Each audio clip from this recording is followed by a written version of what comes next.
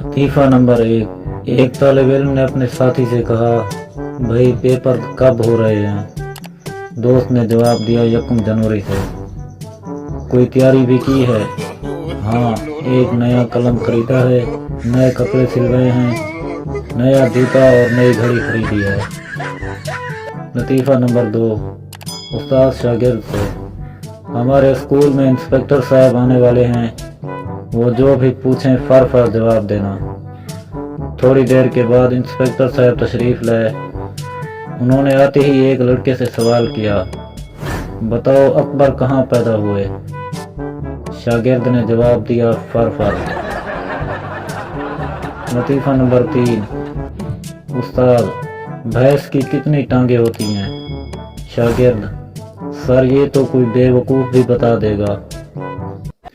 उस्ताद, इसीलिए तो तुमसे पूछ रहा हूँ।